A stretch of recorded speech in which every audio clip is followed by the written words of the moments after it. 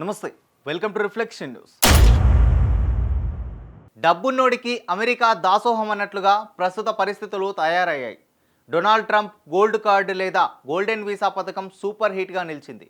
ఒక్కో కార్డును $5 మిలియన్ల యునైటెడ్ స్టేట్స్ అమ్ముకుంటూ ఉంది. ఈ గోల్డెన్ వీసాతో అమెరికాలో శాశ్వత నివాసం, ఐచ్ఛిక పౌరసత్వాన్ని అందిస్తుంది. బాగా డబ్బున్నోళ్ళు ఈ కార్డును కొనేయడానికి ఎగబడుతూ ఉండడంతో ట్రంప్ బిజినెస్ మైండ్లోని జాలువారిన ఈ పథకం హిట్ అయినట్లే. ఒకే రోజులో 1000 గోల్డ్ కార్డులు విక్రయించినట్లు అమెరికా తెలిపింది. అమెరికాలో శాశ్వత నివాసం కోసం ఒకే రోజు ఏకంగా 1000 మంది $5 మిలియన్ చెల్లించి ఈ గోల్డ్ కార్డులు కొనుగోలు చేశారు. దీంతో ఒకే రోజు అమెరికాలో నివాసం కోసం $5 బిలియన్ ఆ దేశ ఆర్థిక వ్యవస్థకు చేరినట్లయింది.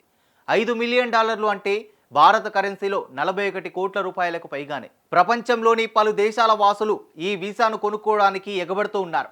ఈ కార్యక్రమం అధికారికంగా మరో 2 వారాల్లో ప్రారంభమవుతుందని అమెరికా వాణిజ్య కార్యదర్శి చెప్పారు. ఎలాన్ మస్క్ ప్రస్తుతం దానికోసం సాఫ్ట్వేర్ను నిర్మిస్తున్నారని, ఆ తర్వాత అది దాదాపు 2 వారాల్లో విడుదలవుతుందన్నారు. అమెరికా చెప్పినట్లుగా అంతేసి డబ్బులు వెచ్చించి కార్డు కొనుగోలు చేసే శక్తి 37 మిలియన్ల మందికి పైగానే ఉందని ఆల్ ఇన్ పాడ్కాస్ట్లో అమెరికా వాణిజ్య కార్యదర్శి లుట్నిక్ తెలిపారు.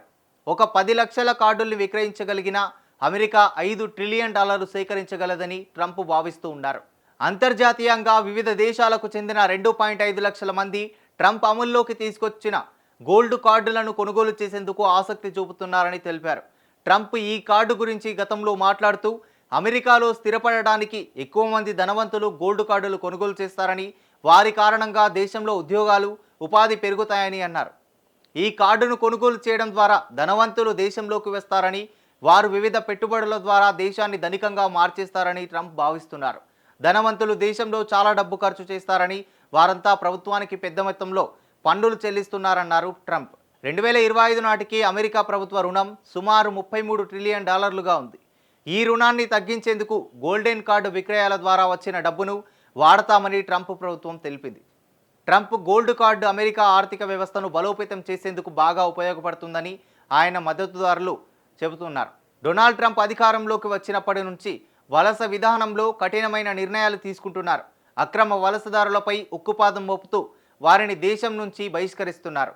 అమెరికాలోని 5,30,000 మందికి పైగా తాత్కాలిక వలసదారుల హోదాను రద్దు చేస్తున్నట్లు డిపార్ట్మెంట్ ఆఫ్ హోమ్ల్యాండ్ సెక్యూరిటీ ప్రకటించింది. దీంతో వీరంతా అమెరికాను వీడాల్సి ఉంటుంది. లక్షలాది మంది క్యూబన్లు, హైతియన్లు, వెనెజువేలా, నికరాగ్వన్ వలసదారులకు చట్టపరమైన రక్షణను రద్దు చేస్తామని ట్రంప్ చెప్పగా, డిపార్ట్మెంట్ ఆఫ్ హోమ్ల్యాండ్ సెక్యూరిటీ సంచలన ప్రకటన విడుదల చేసింది. అక్టోబర్ 2022 నుంచి అమెరికాకు చేరుకున్న 4 దేశాల వలసదారులు అమెరికా నుంచి వెళ్లిపోవాల్సి ఉందని కోరారు. జో బైడెన్ 2022లో వెనెజువేలా ప్రజల కోసం పెరోల్ ఎంట్రీ ప్రోగ్రాంను ప్రవేశపెట్టారు. ఆ తర్వాత 2023లో దానిని నికరాగ్వా, క్యూబా, హైతీ పౌరులకు కూడా విస్తరించారు. దీంతో భారీ సంఖ్యలో వలసదారులు అమెరికాకు వచ్చారు. ఇది నచ్చని ట్రంప్ వారిని కూడా గెంటేయడానికి ఫిక్స్ అయ్యారు.